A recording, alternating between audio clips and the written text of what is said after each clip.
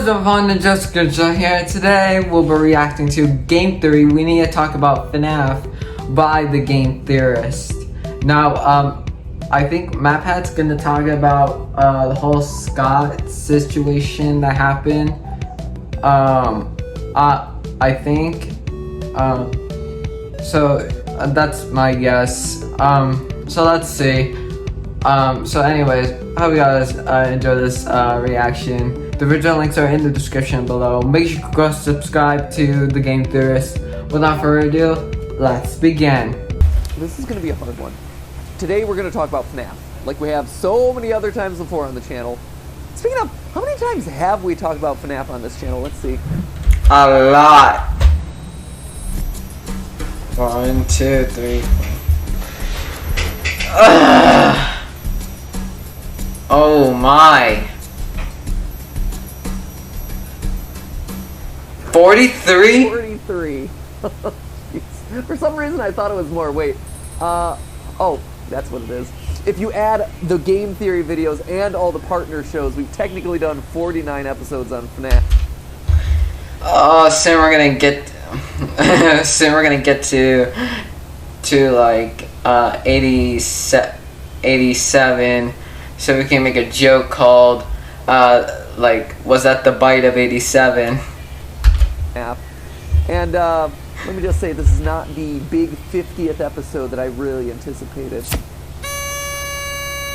For those of you who don't know, FNAF has been in the news a lot lately, and not for any good reasons, like the release of a new game, or them finally deciding to make the obvious call and cast me as phone guy in the upcoming movie. Hello? Hello? Consider that my audition reel, Blumhouse. I would also be willing to accept the role of purple guy.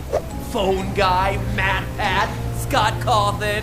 Now, the reason it's been trending on Twitter and blowing up all over the blogosphere have centered around the creator Scott Cawthon and his recent decision to retire from the series. You heard that right, friends. Scott, my longtime nemesis, is stepping down. Only one will remain standing, and that one is me. He's actually retiring with plenty of money, so who's the real winner here? It's not me.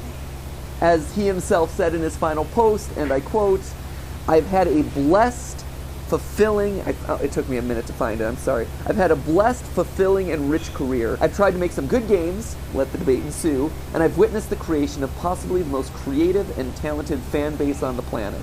Yep. But here, on the 7th anniversary of the first game's trailer, I realize I miss a lot of things that I got to focus on before." Yep. So he's talking about the whole like Scott thing, and how he left.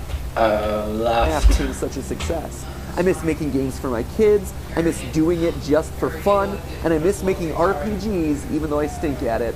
All this is to say that I'm... FNAF World wasn't bad. He then goes on to thank everyone for their kindness, say that he's excited to spend time with his family. Hey, don't judge me. FNAF World wasn't bad. Under the guidance of someone of his choosing. Scott, consider this channel my application for the role. I'm here for you, buddy. That's all kind of joking, but also kind of not. chooses Markiplier instead, or Daco. Would be a huge deal, right? One of the most successful indie developers of all time stepping down from his still mega popular series after 7 years, with a book series still being released until the end of the year, a new game on the verge of being released, and a movie that's still in the works. I mean, he takes his victory lap around the internet as everyone celebrates his work, and he fades away to go spend time with his family doing whatever it is that indie devs do with their piles of cash. Buy a cereal wall, a candy room, bacon every day for breakfast. I don't know why I think that, but I just imagine that bacon is something that rich people have for breakfast every day because it's like the best food ever. But that's not the complete picture of what's going on here, because it's actually the circumstances around his retirement that caused the hashtags to trend. You see, in the days leading up to his announcement, word had gotten out that Scott had contributed sizable amounts of money to various political campaigns in the years between 2016 and 2020. Using the website OpenSecrets.com an independent non-profit that tracks U.S. political donations, users learned that Scott had contributed around $42,000 to various political campaigns. Now, that on its own might not have been all that newsworthy. No, what made people sit up and take notice was who he had contributed funding to. Republican candidates like Ben Carson, Mitch McConnell, Donald Trump, controversial political figures whose voting histories had been anti-civil rights over the years, especially as it relates to the LGBTQ communities, which, you know, a large portion of the FNAF fan base is. And I've seen a lot of people online responding with a, so what's the big deal to all of this news? But you have to stop and actually think for a minute about the position of a lot of the LGBTQ fans of this franchise. This revelation understandably hurt a lot of members of the FNAF fan community, considering that Scott's franchise has been this welcoming and inclusive space for them, one where a lot of people have found the ability to express their unique identities. To know that their support of these games and their game's creator, especially the financial support that comes with that their dollars had wound up funding campaigns for people who are looking to withhold or remove their rights, to fund the elections of people who would forward legislation that treats them as less than human. Yeah, that's gonna feel really horrible. It's gonna feel like a betrayal. It's gonna feel like you had funded your own worst enemy. At first, people thought that Scott's account must have gotten hacked, right? There was no way that he could have done this, or at the very least that maybe he donated to a blanket Republican fund where his dollars had gotten funneled into individual campaigns without his knowledge. But no, after a few days, Scott took to Reddit and affirmed that these were indeed his choices, which then just proceeded to blow the internet up even more. A few days later, he retired, and that was that. A confusing and awkward end to the career of someone who had legitimately changed the face of horror and indie gaming forever. Now, a lot of you have been asking me for my response to the whole thing. Does the channel stop covering FNAF? Do I still support Scott? How do I feel about all this? How should you feel about all this? And honestly, there is a lot to unpack here. A lot. One of the reasons it's taken me so long to respond is because I've had to sort it all out in my own head. I didn't really know how to feel. We've been teaching my son Oliver, who just turned 3 recently, about how sometimes you can feel multiple emotions at once and how that's confusing and how it's hard sometimes. And that lesson at 3 is still just as hard when you're 33. So I had to take time to do my own soul searching and do my own research, quite honestly. One of the great things about the internet is that it moves so fast, right? You need something and boom, it is right there available at your fingertips. But one of the awful things about the internet is that boom, it moves so fast. There is no time to think. Everything requires an immediate response, a hot take, your knee-jerk reaction, a headline. Search trends last for like a day or two at best. New game releases are like old by the end of the week. New video, well, gotta be the first to like and comment without actually watching what it's about. There's no time for thoughts, for research, for introspection if you're gonna be part of a conversation, or no time to look back and actually analyze the data.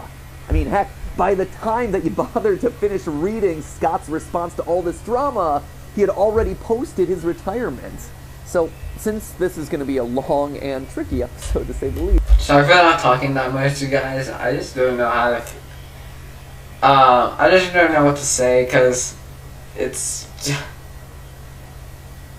Oh my goodness. I don't know what to, like, say, or... I just don't know what to say at this point. Because,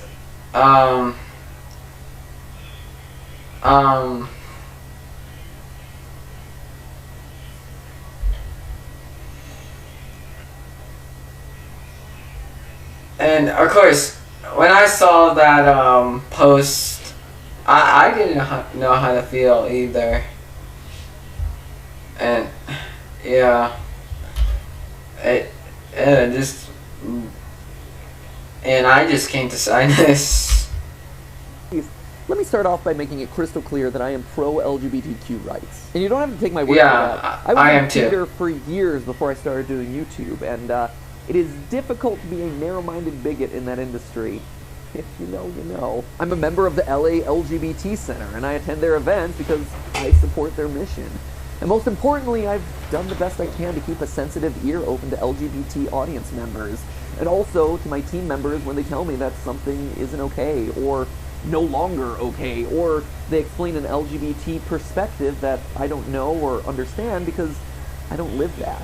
I don't have that experience in my life, so I'll never be able to know everything or be able to truly speak on behalf of people in that community, but the best I can do is to try and remain an ally who's always ready to be supportive and as sensitive as I can be. Anyway, I don't say all this to make excuses or try to defend myself by wrapping up in a rainbow flag.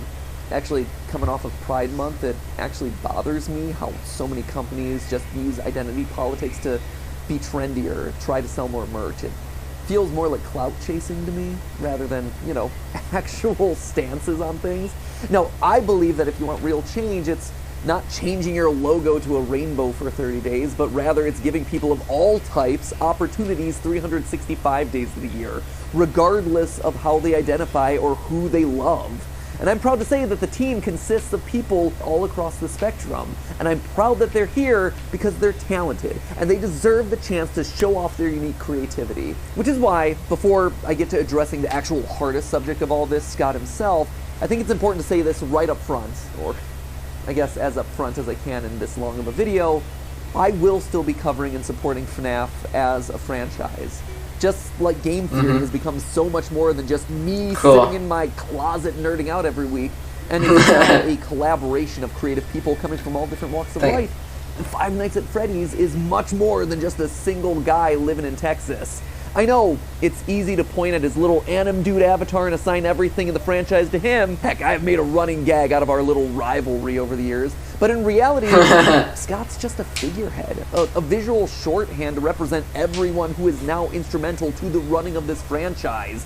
All the authors and illustrators of the books, other game developers, merch companies, the Fazbear spin-off universe of fan games, each employing dozens of people who use the franchise as their launch pad for their livelihoods, or as their own personal creative outlets. By not supporting the franchise as a whole, I'm not supporting those creators. And even more importantly, it's also that I wouldn't be supporting the community itself. The people who still do find this franchise as a safe haven, a source of entertainment, a source for their unique creative expression.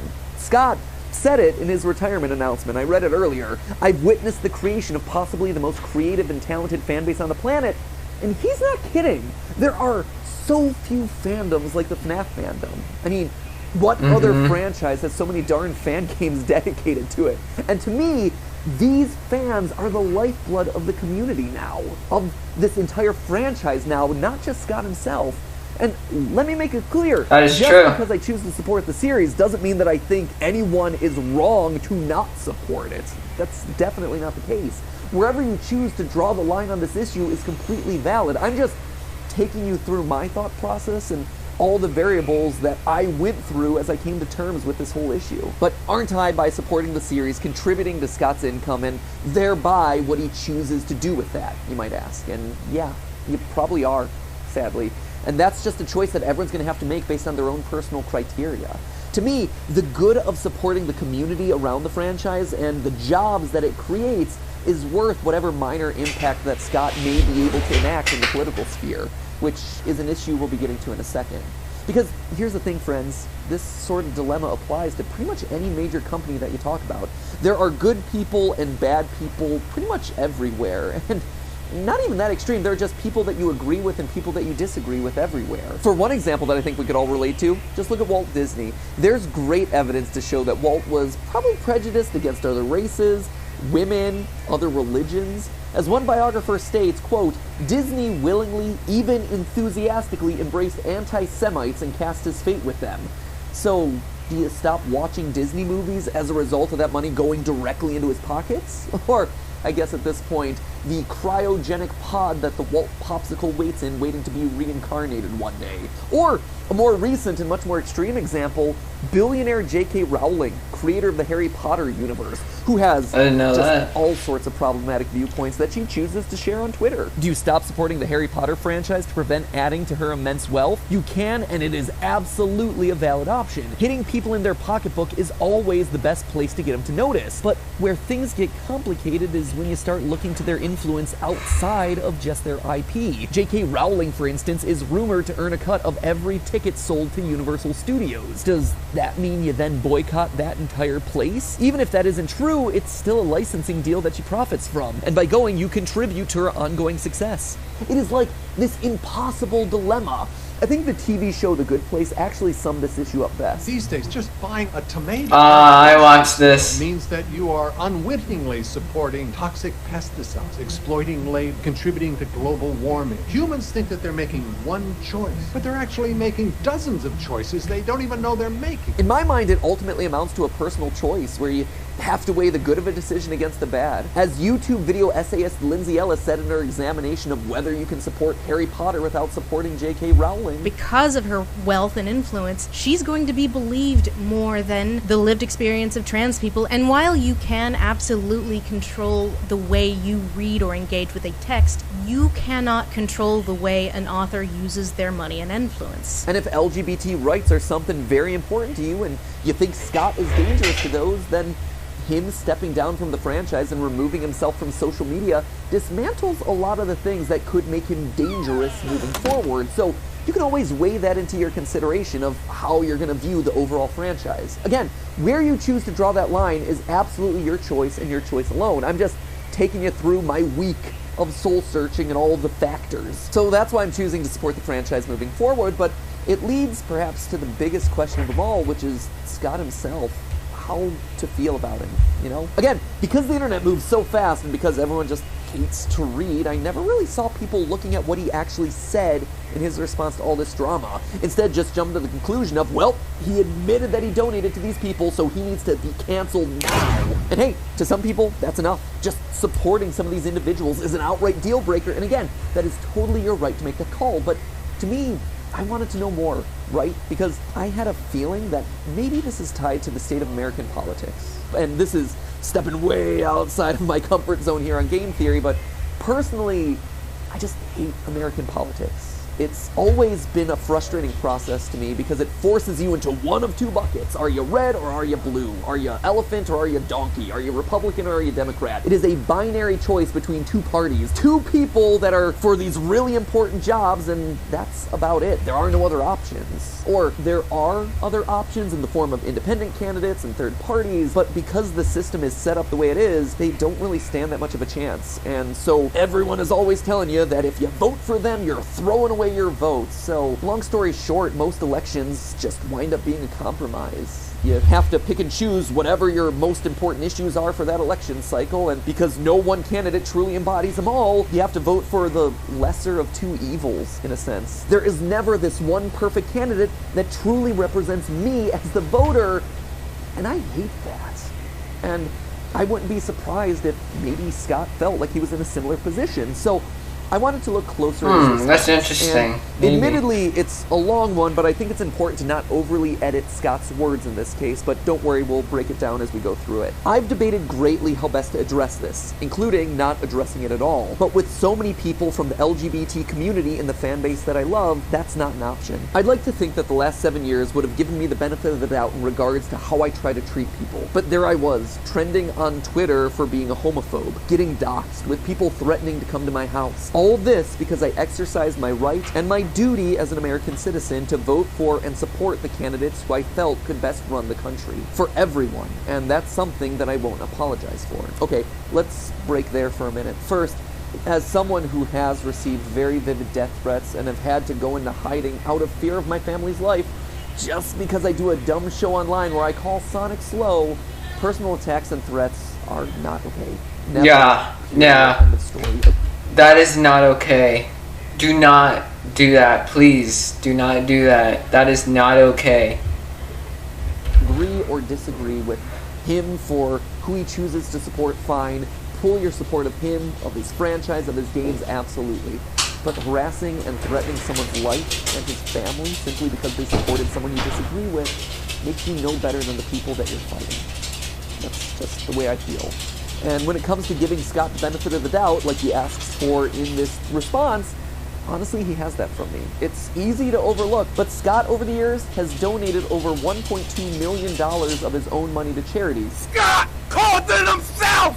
Ah! and $50,000 to the Trevor Project, an organization that is focused on helping LGBTQ youth. Does that necessarily negate the $42,000 that he made in political donations? Again, that is a personal choice for you to make the call on, but I think it at least merits hearing the guy out. Anyway, the quote continues. For those of you who took the time to look, you saw that the candidates I supported included men, women, white people, black people, Republicans, and Democrats. I supported Kimberly Classic in Baltimore because I believed that she really cared for the African American community there and wanted to pull them out of poverty. I believe she could have really made a difference in a time when so many black communities were struggling. She lost, unfortunately. I supported Tulsi Gabbard, a Democrat, even though I disagreed with her on several issues, because I felt she would have been a good and fair president. And yes, I supported President Trump because I felt he was the best man to fuel a strong economy and stand up to America's enemies abroad, of which there are many. Even if there were candidates who had better things to say to the LGBT community directly and bigger promises to make, I believe that their stances on other issues would have ended up doing much greater harm to those communities than good. All of this explanation, I fear, is wasted, as people don't want to discuss with one another anymore. They want endless apologies and submission. People who are expecting those from me will get neither, end quote.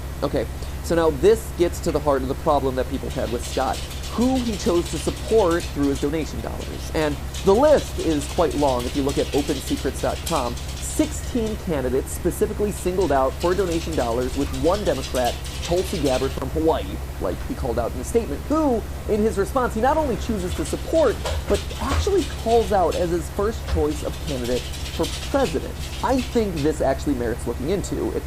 It's a bit weird. I'm about to roll into kind of like a mini game theory on political donations, which I don't really love, but hey, if we're doing it, let's do it right, so here we go. So, looking at the timeline of his 2019 and 2020 donations, Tulsi is in fact the first to receive any money from Scott, followed by his donation to Trump 2 months later. Now, this timing also happens to coincide with Tulsi starting to lag in the polls. What this tells me implicitly is that when his first choice, Tulsi, was no longer a viable presidential candidate, he instead pivoted and donated to the candidate that he most believed in, who also had the best shot of winning, Donald Trump. But what was the policy that Scott appears to have cared about the most? Well, if you look into all of the candidates that he chooses to support, there's one and only one commonality across all of them: tough foreign policy. Keeping the military strong, keeping trade strong, and standing against foreign powers like North Korea. This also coincides with his statements about defending against enemies abroad, recovering the economy, and how other issues would do more harm to the country than good. Apparently to Scott, nothing worse can happen to your civil rights than getting dunked on by an overseas nuke. Now, I've seen people say that everyone on Scott's donation list also had a history of opposing same-sex and transgender rights. I chose to look into this, and across the board, that's largely true, except for Tulsi, who, well, she was inconsistent about it at best. It's true, she had a history of being anti-LGBT, but since joining Congress in 2013, she supported efforts to promote LGBT equality, including co-sponsoring pro-LGBT legislation like the Equality Act, which, if you don't know, is a bill to amend the 1964 Civil Rights Act to promote and protect LGBT individuals. And then, again, at the top of 2019, she went on Twitter to defend trans Americans in the military, so big ups to her on all of that. However, things get more complicated because in 2020, her reputation was again put into question when she introduced a bill that many saw as anti-transgender, something that was leveled hard against Scott's choice to support her. But it's worth noting that this was after Scott chose to donate to her campaign. The TLDR of all of that voting nonsense is this: when Scott chose to support her campaign, publicly facing, she was pro-trans rights. That's it. That's the best I can put it. Outside of that, the only commonality that I could see across pretty much every candidate that Scott chose to support was keeping the military strong. Now, to be sure, not everyone places the same emphasis on that issue or considers America at high risk. People on the other side of this issue may believe that the bigger threat is personal rights of people who are already in the country. Again, I am not here to decide that issue or pass judgment on anyone's priorities. God forbid, I do not want to do that. But it is my theory, my political theory, that Scott, like so many other Americans, may have found himself caught in a situation where no one candidate truly reflected the complete slate of policies that he supported. And when his first choice of candidate bowed out of the race, one who was publicly pro-LGBTQ rights at the time, he moved on to the next best option in his mind, considering the issue that he thought was most important, in this case foreign policy, therefore him supporting Trump. And let me be clear, I'm not trying to explain away his actions or anything like that, not at all. Am I surprised that he donated to these people? Yeah, but is it enough for me to throw away all the goodwill that I've seen him put into this franchise and his community over the years? No. It's not. Like I said, a donation is a donation, and to many that is more than enough to contend in. But I just thought it was interesting in my research and deserved to be called out when talking about this really complicated topic. I think the challenge here is that life isn't black and white, red or blue, and that the internet a lot of times struggles with nuance, struggles with those gray areas. I gotta be honest, I'm sad that this is how everything wound up.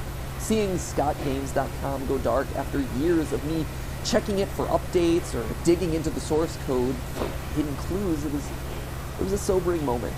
It was a sad moment knowing that it was dead now, as a fan of this franchise and as someone who respects all the work that Scott's done. But I think the solace that I have, and what I would encourage anyone out there who is struggling with this to look at, is the net good that this series has provided. Regardless of Scott's political affiliation, his true beliefs, whatever they may be, this series has been a source of security and identity for so many people over the last 7 years, and it will continue to be that moving forward for even more. Life just isn't a game of absolutes. Life is all about trying to do the greatest good with the hand that you've been dealt, and the good that is spawned out of Freddy and his friends, for creators, for fans, for gaming as a whole, it's incalculable. My last few theories have had this recurring theme of, it's a new era of FNAF, the old story is dead, we're on to the next iteration of this franchise, blah, blah, blah, blah, blah. And I gotta be honest, now that rings true more than ever. But I assure you, I'll be here with you for the ride. But hey, that's not a theory, honestly. That's a fact. I'm going to be here with you for the ride. But this is a game theory. Thank you for watching, and thank you for staying open-minded. See you in the next one.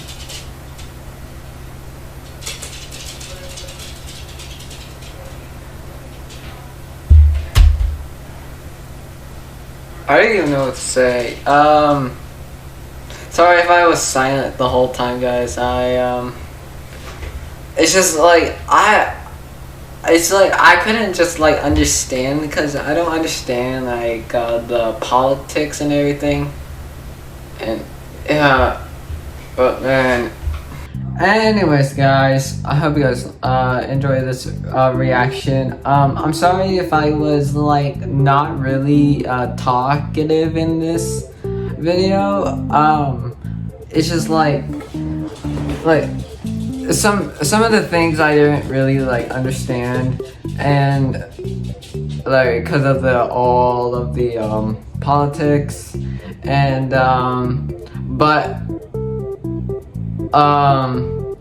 yes, I am going to miss Scott and the scottgames.com website. That seeing it like dead and stuff, it just doesn't feel the same. I am gonna miss Scott though. And yeah, so yeah, anyways, guys, I hope you guys enjoyed this reaction. I'm sorry if it was I'm sorry if I was not like talkative. So anyways, so leave a like, comment down below what do you guys want me to react to next. Subscribe to the channel, hit the notification bell, and I'll see you just later. Peace out, guys.